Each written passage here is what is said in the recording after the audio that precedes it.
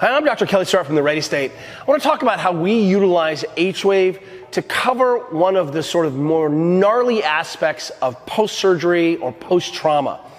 Oftentimes, when we are moving during the day, we're able to manage our pain, we maybe have some drug intervention, we've got non-fatiguing muscle contraction, we've got on-demand pain relief, until the evening when we go to bed. And what ends up happening there is a lot of the systems that are helping my brain manage sort of the discomfort that's being sent from my body suddenly kind of go dormant. And if you've ever woken up in the middle of the night with sort of raging, throbbing pain, it's a real bummer. And one of the things that happens is it starts to set up a situation where we're a little bit afraid to go to bed in the evening, because one of the things that happens during the night is that we're no longer moving.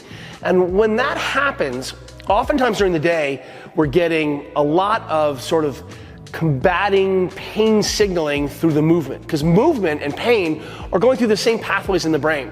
So one of the ways that I can sort of interrupt or sort of tamp down or override some of those pain signals are to actually just kind of constantly engage in movement.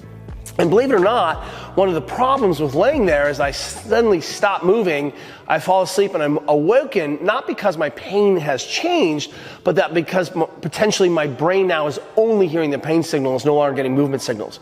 So one of the things we like to do is default to using a single lead. We kind of ditch a second lead, and we just get a little non-fatiguing muscle contraction. Because I can wear the H-Wave for many, many hours without any problems, I can get a little bit of soothing movement. And what's counterintuitive is the first time you do this, you think to yourself, there's no way I'm gonna be able to sort of sleep with my quad pumping or my shoulder pumping, but just a little bit of motion all night long can help the brain manage some of the signaling, because we can interrupt, we can interfere with some of that pain signaling, with some of that low-grade movement signaling.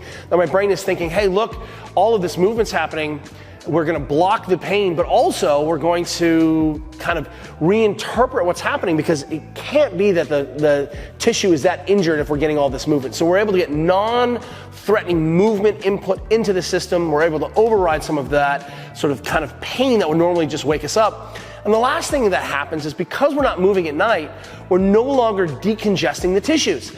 And so oftentimes after surgery or trauma, as we're laying there, the tissues start to congest, we start to swell, the swelling can easily sensitize or pressurize some of the aspects of the tissues that can drive sensitivity and pain.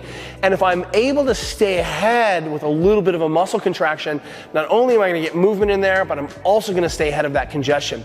So my suggestion and my advice is, drop to a single lead, get some movement in one of the big muscular systems around the joint. Shouldn't cause you pain, should be very comfortable, should be just enough to still allow you to fall asleep. And now we have an incredible solution to help us manage some of those sort of blind spots that create real fear and anxiety of being awoken by gnarly pain in the night. H-Wave, after hours.